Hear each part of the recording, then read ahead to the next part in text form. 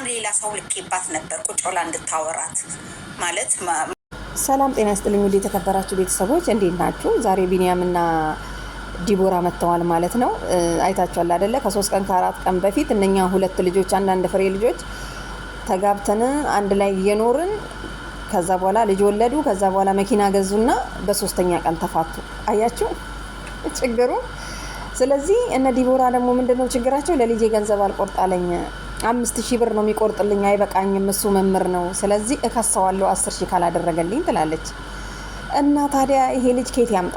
መምህር ነው ብለሻል። እርግጠኛ ነኝ ይሄ እኮ ፍርድ ቤት ብትሄዱ ከሰሽዋል። ብትሄዱም የደሞዙ ስኬል ታይቶ ይመስለኛል እንግዲህ የሚቆረጠው ማለት ነው። 10000 ስላልሽ 10000 ላንቺ ተሰጥቶ ይሄስ ልጅ ምን ይብላ? አንቺ አንድ ልጅ ማሳደግ እንዴት ያቀትሻል? አሰሪ ሲጀመር 20000 ብር ነው የማገኘው ካልሽ እንዴት ነው አንድ ልጅ ማሳደግ ያቃተሽ? እንኳን አይደለም በወር 20000 ብር የምታገኝ ከሆነ ለአንድ ልጅ መቼም ይበቃል። እርግጠኛ ነኝ ሰው 10000 ብር አይደለ እንዴ ስራ ሲቀጠር እሱንም የታደለ እኮ ነው የመጀመሪያ ደሞዝ የሚያገኘው። ስለዚህ 20000 ብር ካገኘሽ ለምን እንዴ ያበዛሹ? እውነት እንነጋገር ከተባለ ልጅቷ በጣም መጨቃጨቅ ትወዳለች። እርግጠኛ ነኝ ዲቦራ ተብየዋ ማለት ነው። ስለዚህ እኔ ግን ቢኒያም ትክክለኛ ነው። በቃ መላው ጠፋበት። እሷ ከእናቷ ጋር ተደርባ ብዙ ነገር ትናገረኛለች። ሲጀመር ስልክ ተደውሎ ራሱ እናት ጋር አውርቶ ነበርና አንተ ግን እናትን ደግሞ አክብራ ትንሽ ናቅናቅ አድርጋቸዋል ማለት ነው። ወልደው አይደል እንደ ሰጡክ። ለማንኛውም ቤተሰብ የድሮ ራሱ የተደረገው ራሱ እኔ እንትኑና አላገኘዋትም፣ እኔ እንትኑና ነው ያገኘሁት ምናምን እያለ ሲያወራ ነበረ። ምስኪን ነው ከምር። ምስኪን ባይሆን ኖሮ ሚዲያ ላይ የሚወራና የማይወራ ነገር ራሱ ያቅ ነበረ። ሲቀጥል አብራችሁ መኖር ካልቻላችሁ በቃ ልጅሽን ይዘሽ አንቺ ተደብቀሽ ኑሪ፣ እሱም እዛ ይኑር። አንተ አባቴ የሌለው ልጅ ምናምን እያልክ የምታካብደው ማለት ነው። እሱ ሲያድግ አባቴ ብሎ ይመጣ የለ እንዴ? ምን ሆነ ነው? ስንቶቹ ናቸው ሲያድጉ አባቴ ብለው ፈልገው የሚመጡት? እና ምንም አትጨናነቅ ሚኒዬ ማለት ነው። ራሱ አድጎ ይመጣል። አንተ ዝም በልና አርፈ ስራህን ስራ። አንቺም ደግሞ 10000 ብር ካልሆነ ብለሽ ግግም ማለት የለብሽም ማለት ነው። እኔ በጣም ተናድጃለሁ። ቅድም እንትንሽን ስሰማ በጣም ስከታተል ነበር እስከ መጨረሻ ማለት ነው። ግን ጥሩ ሀሳብ አይደለም። ደግሞ አብዛኞቻችሁ ለሴት ልጅ ነው መቆመው ምናምን ነገር አይታችሁ ነው እኮ መወሰን ያለባችሁ። እቺ ልጅ አሁን 10000 ብር አንተ መምህር ነህ ምናምን ደሞዝተኛ እኮ የሚያወጣው ወጪ ነው ከሚገባው ከደሞዙ በላይ የሚያወጣው። ምክንያቱም ኑሮ ውድ ነው። ይሄ ልጅ አሁን ስንት ብር ደሞዝተኛ ቢሆን ከ20000 ብር አይበልጥም እርግጠኛ ነኝ ደሞዙ። እሷ ራሱ 20000 ነው የምታገኘው የትም ሄጄ ብላለች። እና መግቢያው ላይ የሰማችሁት እንትን ነበርና መሲ ያኔ ዩሃ ሚዲያ ላይ የቀረቡ ጊዜ ቤት ኪራይ ልትችላቸው ቃል ገብታላቸው ምናምን ነገር ነበር በሉ። ከዛ ቃል ከገባችላቸው እየላከችላቸው እያለ ሲያዩ አይቀየሩም እነኚህ ሰዎች ማለት ነው። ከዛ በመሃል ዩሃ ሚዲያ ጋር ሌላ ሰው ገንዘብ ሰጣትና አልነገረቻትም። መሲ ገንዘብ እኮ ሰጠኝ ምናምን ነገር አላለችም ማለት ነው። ዛሬ ግን መታ ስትጠይቃት ሰምታ ገንዘቡን አቋረጠች።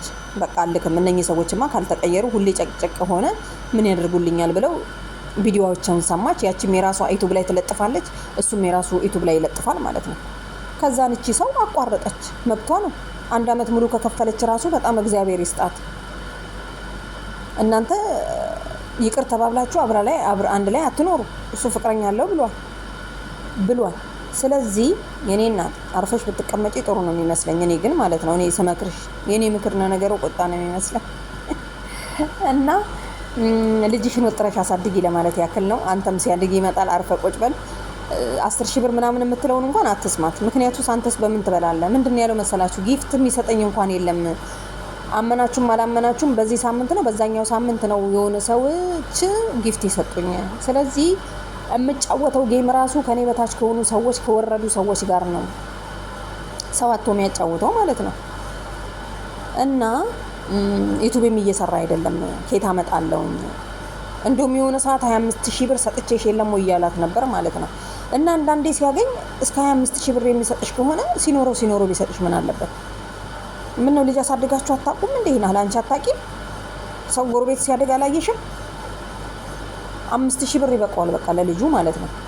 ለማንኛውም ቤተሰብ ማለት ነው ልክ እንደ 3 ቀን 4 ቀን በፊት የመጡ ልጆች እነሱ ይሻላሉ። በቁርጡ ቢያንስ እንኳን እነሱ በ3 ቀን በ2 አመት ውስጥ ማለት ነው መኪና ገዝተዋል።